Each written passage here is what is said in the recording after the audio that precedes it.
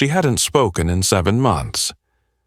Not at the funeral, not to the therapist, not even to her grandfather, but the moment she saw the lion, bleeding, crawling across the highway like a ghost that refused to die, she stepped out of the car and whispered, "Dad."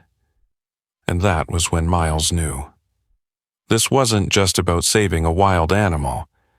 This was about saving something broken in both of them. Before we begin this unforgettable story, would you mind sharing where you're from in the comments? And if stories of love, loyalty, and second chances move you, please give this video a like and consider subscribing. The morning broke quietly over Bozeman, Montana, as a soft golden light filtered through thinning cottonwood trees. It was early autumn, and the first hints of frost had settled on the tips of wild grasses. A crisp wind blew across the open plain, carrying the scent of pine and distant wood smoke. The skies were a pale, washed-out blue, empty and vast, echoing the quiet emptiness that had taken root in one particular home at the edge of town. Driving east on Interstate 90, Miles Carter kept his eyes steady on the road ahead. 60 years old, his broad shoulders hunched forward in the driver's seat, the way of a man who had learned to carry too much. His face was rugged, creased by sun and sorrow, and his gray beard was trimmed close but not carefully. He wore a brown waxed canvas jacket and faded jeans, the sort of attire that hadn't changed much in years. Once, Miles had been known across the state as a gifted wildlife veterinarian, calm under pressure, deeply intuitive with animals. But all that ended when his wife, Lillian, passed away from cancer. He left the clinic, sold the ranch, and moved into a quiet cabin on the outskirts of town. A man who had given up on saving what couldn't be saved.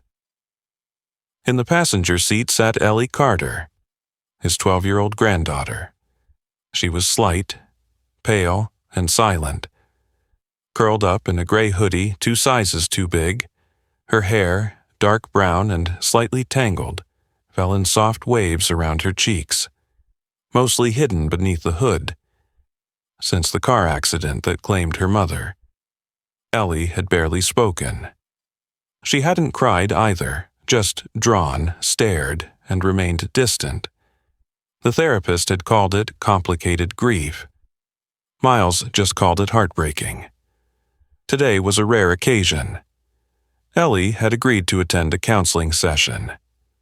She hadn't said a word during breakfast, but when he asked if she was ready, she had nodded, just once. It was the first time she'd shown even a flicker of interest in something beyond the window pane.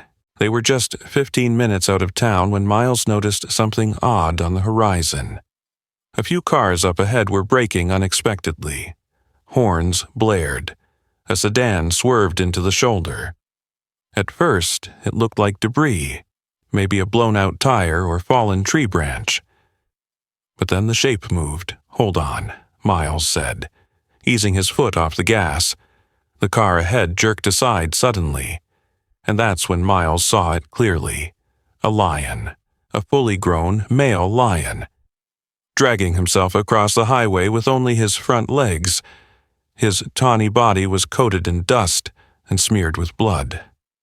The rear half of his body hung limply behind him, his back leg twisted at an unnatural angle. Each time he pulled himself forward, his claws scraped the pavement, leaving faint trails on the scorched asphalt.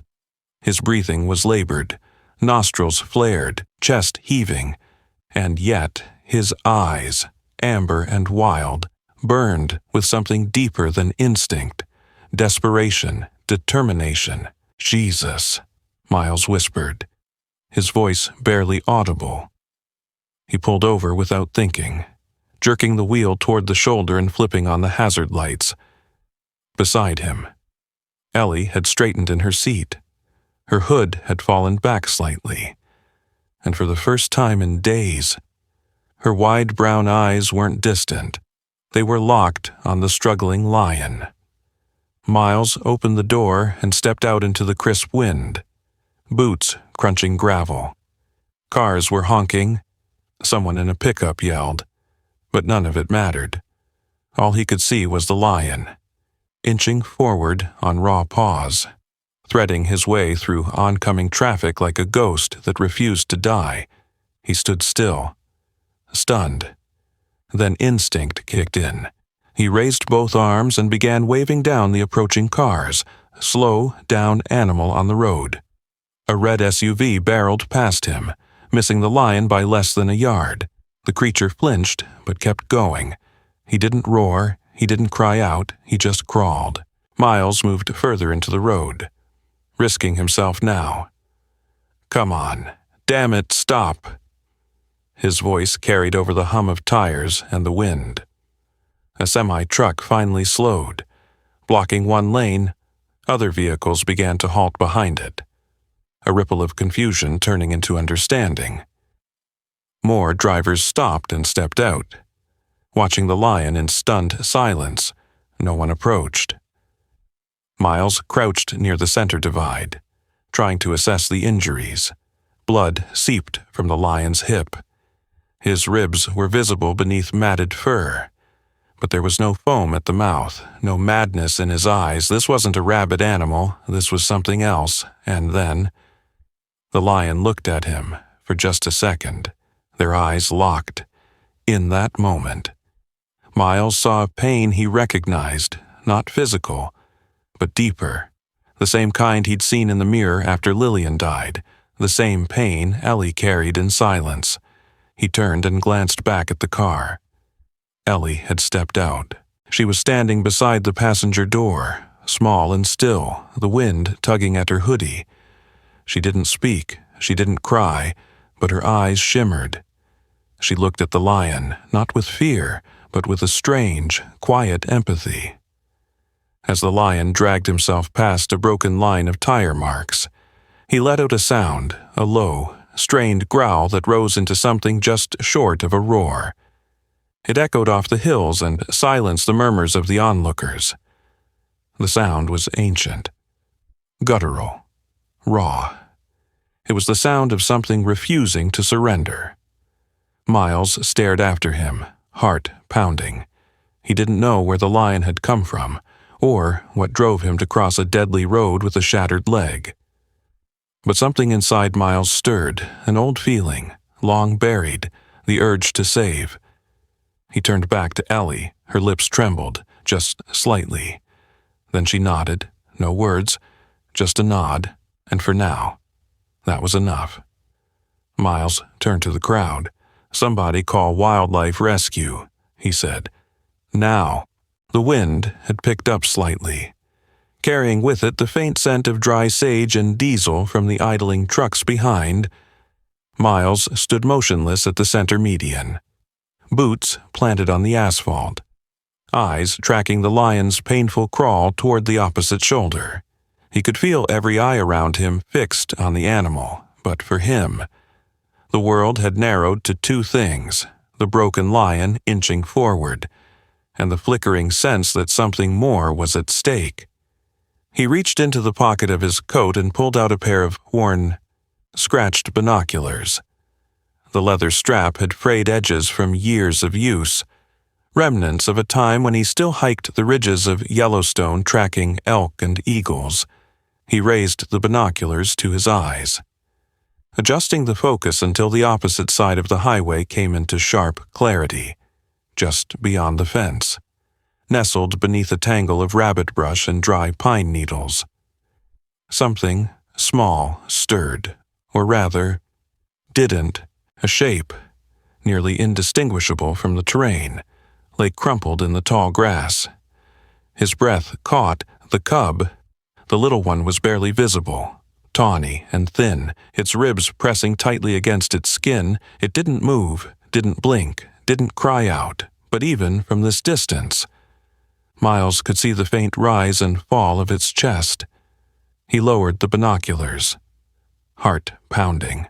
The lion wasn't just fleeing the road, he wasn't escaping, he was going to his child, beside him. Ellie stood still.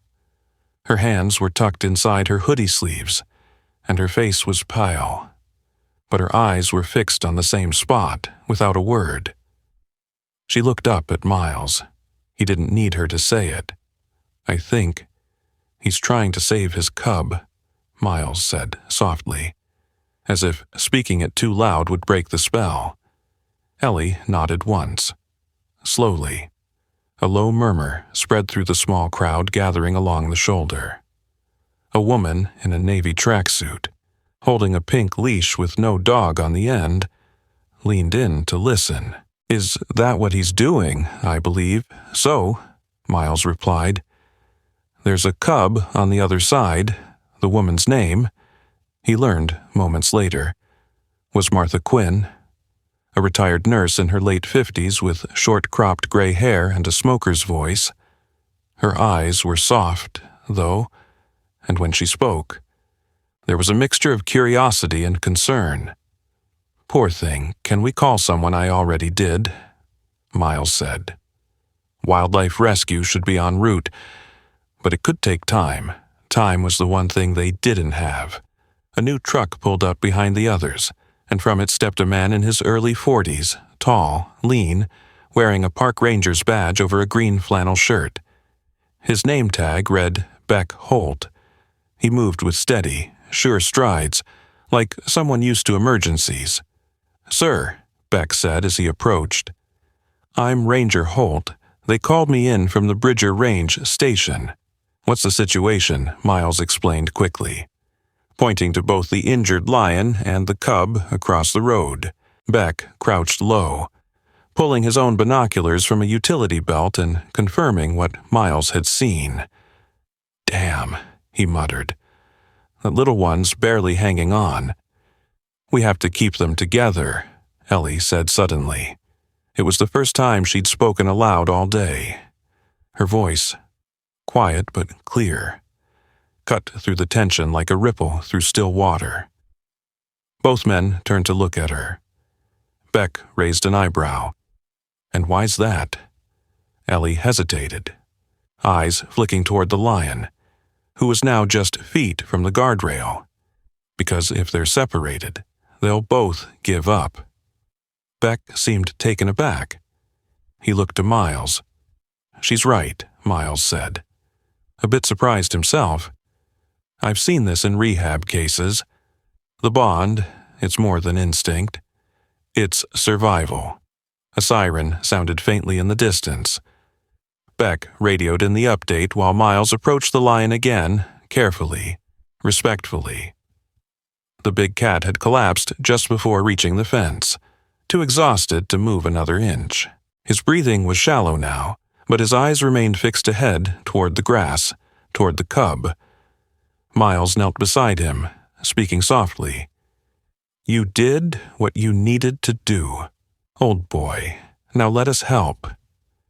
Ellie stood a few feet behind, watching. She hadn't said anything more, but her eyes were glassy. Miles noticed her hand twitch toward her pocket, then stop. She used to draw constantly. Lillian had always called her our little artist. But since Rachel died, Ellie hadn't touched her pencils. And yet here she was, watching, caring, speaking. This lion had pulled something out of her that he couldn't. The wildlife team arrived in 2 trucks, a mix of local rescue and specialists from Missoula.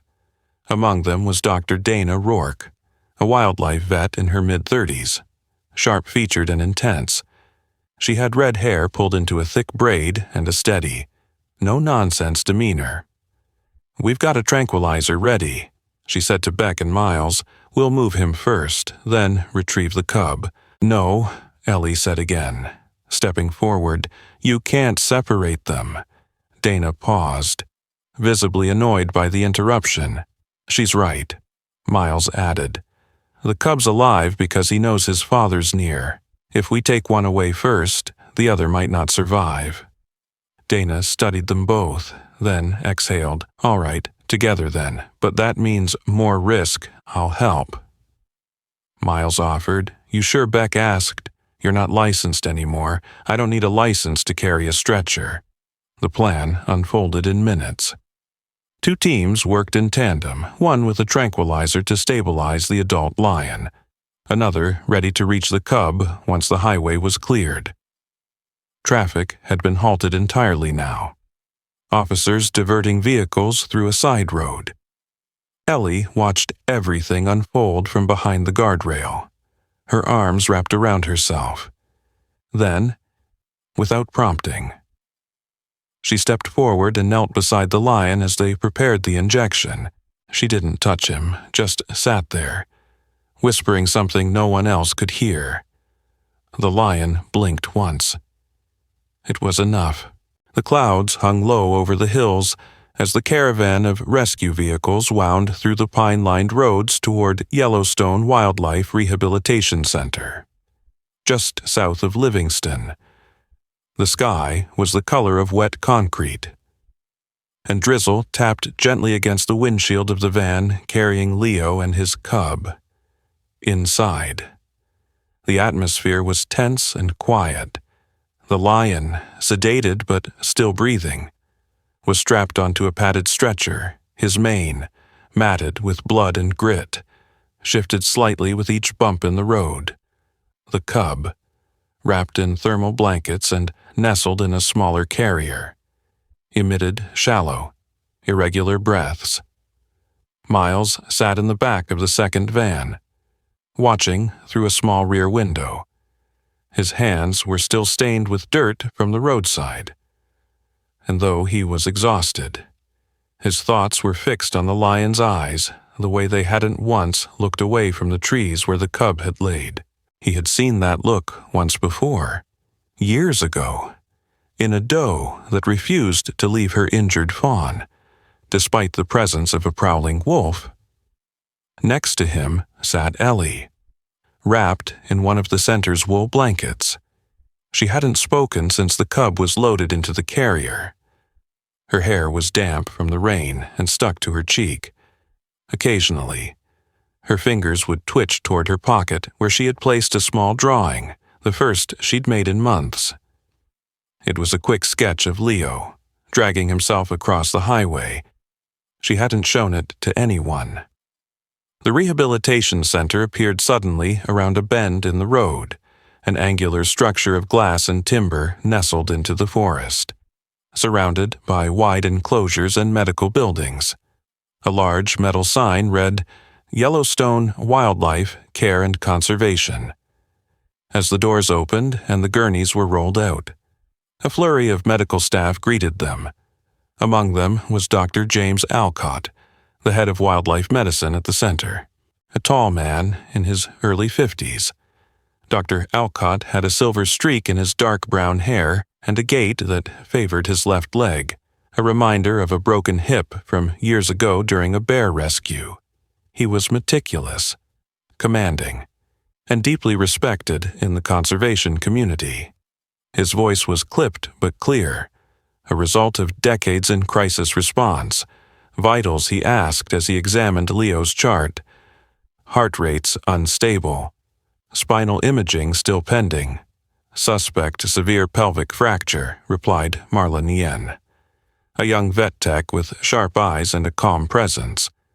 Her long black hair was tied back beneath a surgical cap, and she moved with practiced precision as Leo was wheeled into surgery prep.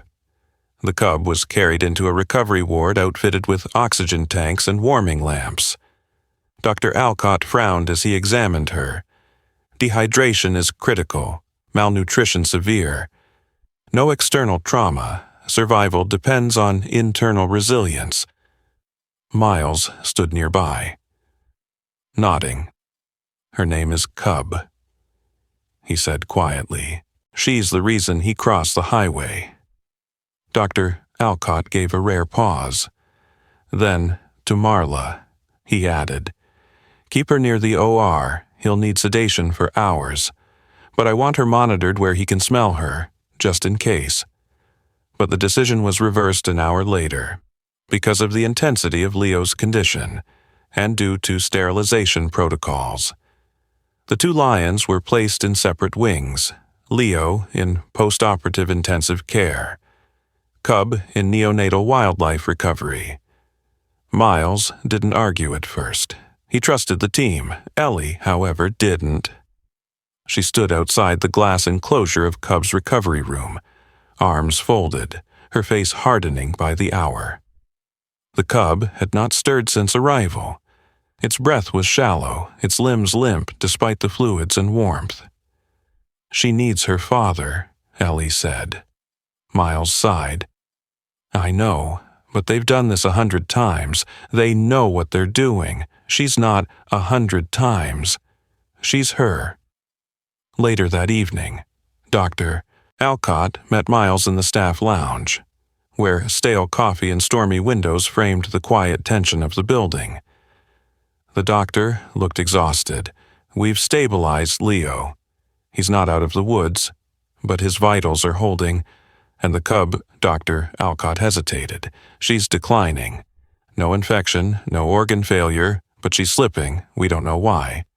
That's when Ellie entered the room. She walked straight to Dr. Alcott, a child among giants, and spoke with a clarity that made the room still. "They need to be together," she said. "That's why she's getting worse. She doesn't know if he's alive." Alcott blinked.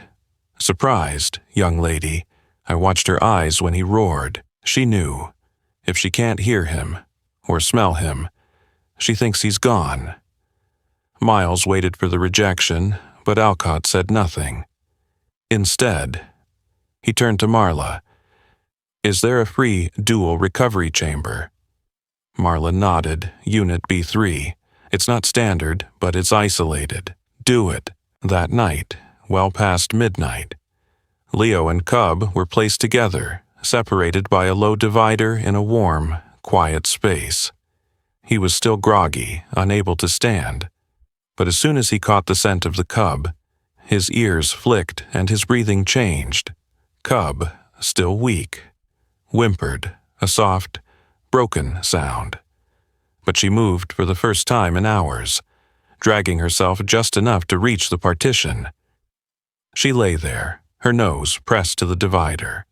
The next morning, Miles returned to check on them and found Marla already there. "You should see this," she whispered. He stepped inside quietly. Leo's vitals were steady, stronger than expected. He had eaten, barely, but eaten. His head was turned toward Cub's, and their foreheads touched gently through the open space. And Cub, eyes open, alert, had begun nursing from a bottle on her own. Her tail even flicked. "No medication did that," Marla said, voice hushed. "Whatever's keeping them alive isn't on our shelf." Miles stood watching them, and beside him, Ellie held her sketch pad, this time. She didn't hesitate. She drew the moment as it was. Snow began to fall in early November, thick and wet, clinging to the bare branches of pines and the wooden beams of the Yellowstone Wildlife Care and Conservation Center. The forest was hushed, as though the world itself was holding its breath. Inside the main rehabilitation enclosure, heat lamps glowed against the frost-fogged glass, casting a warm orange hue across the straw-covered floors. The cold could not reach them here, not Leo, not Cub. Leo had begun to move. It was not graceful, it was not even efficient, but nearly a month since the day he'd dragged himself across a highway on nothing but instinct and love.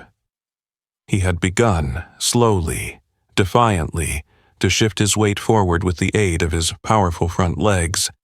His rear right leg remained stiff, angled oddly, but there were hints of sensation returning, nerve twitches, a paw that flexed once without prompting.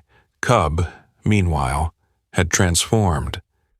The cub's body had filled out in the span of days. Her coat now gleamed a rich golden hue, dark ear tips flicking at every sound, her tail curling playfully when she pounced at clumps of straw. She had been named, officially, Zara, after a Swahili word for blossoming flower, chosen by Ellie herself. The name had come to her after a dream, and no one questioned it. Every morning, Ellie arrived with her sketch pad, wrapped in a green knit scarf and oversized coat, her boots crunching the thin layer of ice on the front path. She no longer walked behind Miles. She walked beside him, inside the enclosure. She would sit cross-legged near the safety glass and draw, not just the lions. Everything. The way Leo raised his head when Zara batted at his ear, the glint of morning sun on their fur, the moments when Zara curled against her father after tiring herself out, eyes closing with the unbothered confidence of the protected. One morning, while Miles stood behind her with a travel mug of coffee. Ellie spoke without looking up. She reminds me of me, before Mom died. Miles didn't respond right away. He wasn't sure if she was asking for silence or not. She used to draw with me. Ellie continued, flipping to a new page in her notebook. We'd lie on the floor and draw lions and wolves and dragons, and she'd say mine were better, even when they weren't. Miles crouched beside her, slowly. She sounds like a good mom. She was, until she wasn't. That made him pause. She was sad a lot at the end, Ellie whispered, but she tried to hide it, like she was scared of something, but wouldn't tell me what. Miles looked at her carefully. Did she tell you about the accident? She said she was tired, just tired. That's why she missed the stop sign.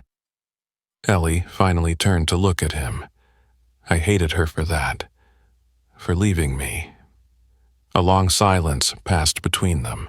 Then she said, but when I saw Leo bleeding, crawling, trying so hard just to reach her, I realized that's what Mom would have done if she could. That's what real love looks like. Miles felt something shift in his chest. He didn't reply because he couldn't. Instead, he placed a hand gently on her shoulder, inside the enclosure. Zara had begun to practice her hunt. A new tool had been introduced into the space, a soft, motorized pulley that dragged faux prey across the floor.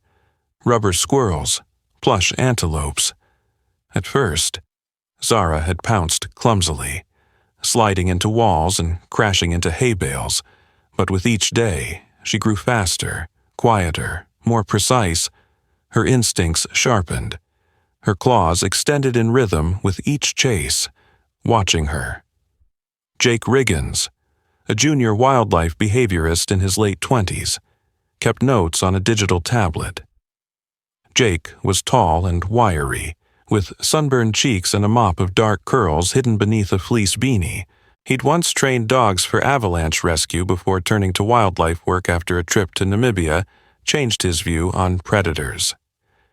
Kid's a quick learner, he said to Miles one afternoon, nodding toward Zara. She's showing hunting behaviors 3 months ahead of expected curve. That's not just biology, that's mentorship, Leo Miles asked. Jake nodded.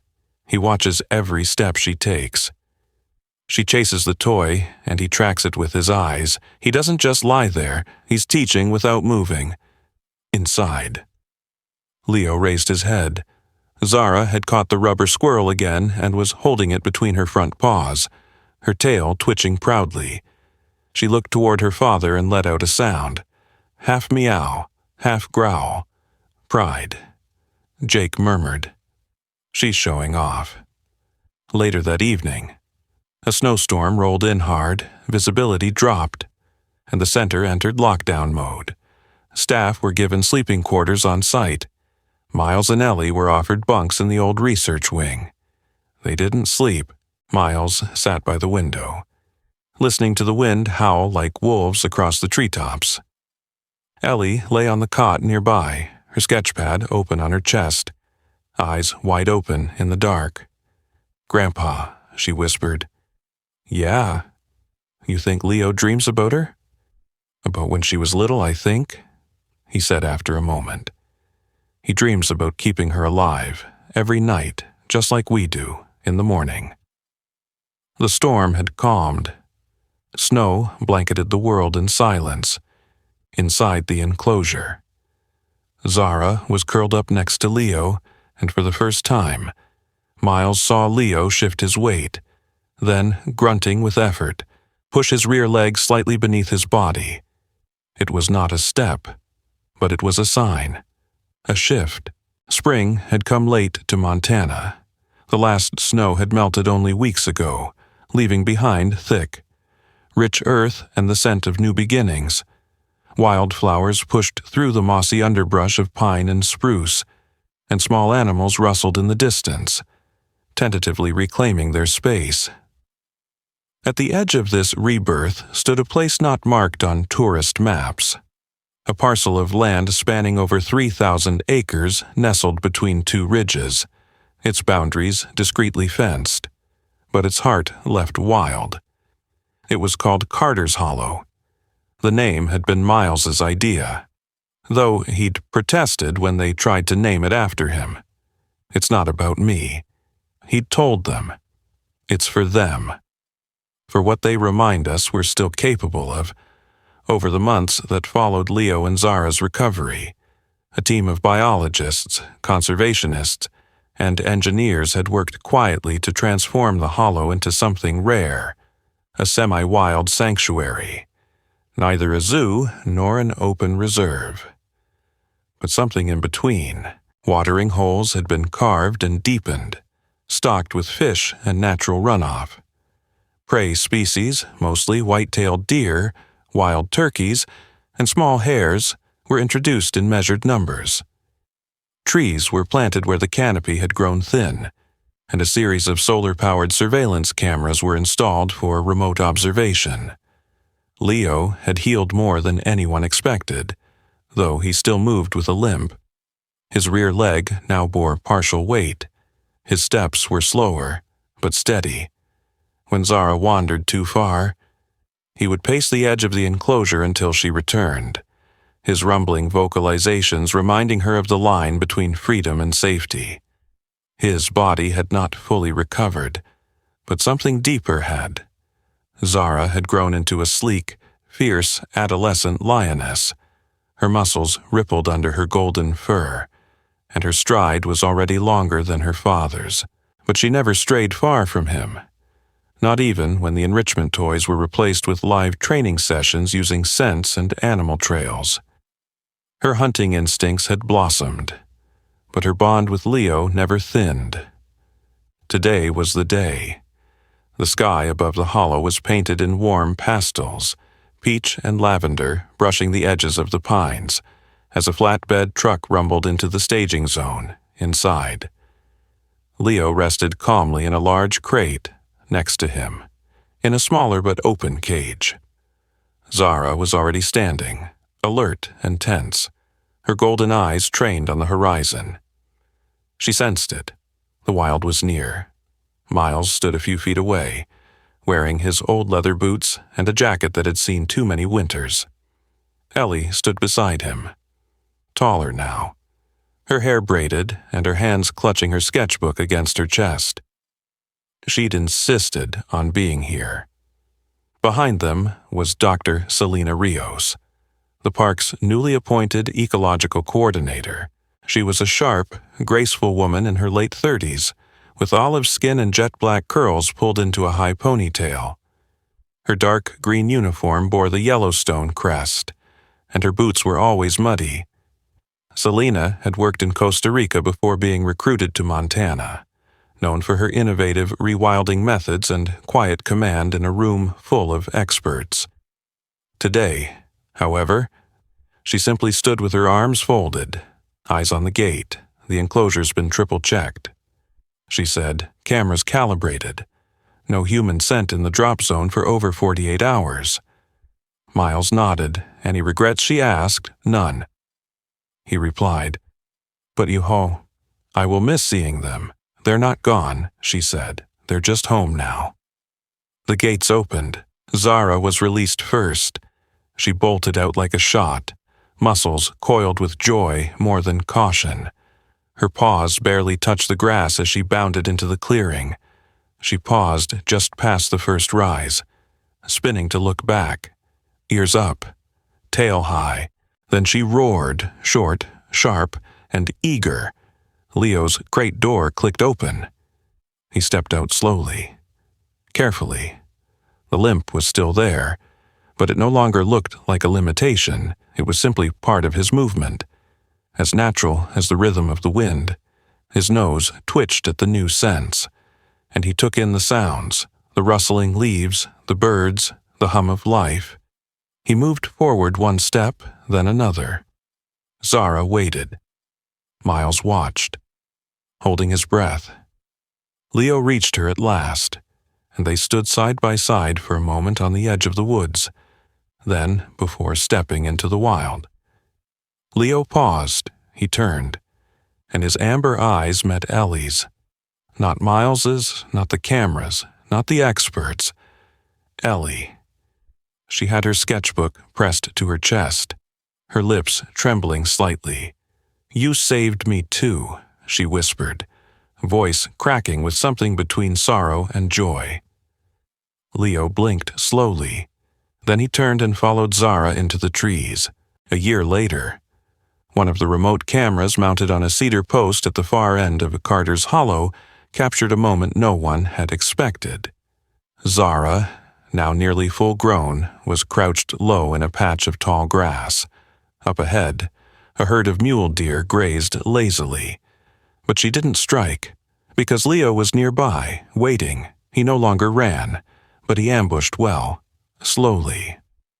The two moved in a semicircle, a coordinated dance that required trust more than speed. The deer spooked and bolted, straight toward Leo's hiding place. The ambush worked. The hunt was successful. Predators, partners, family. The footage was shown at several international conferences that year. Biologists marveled at the behavior.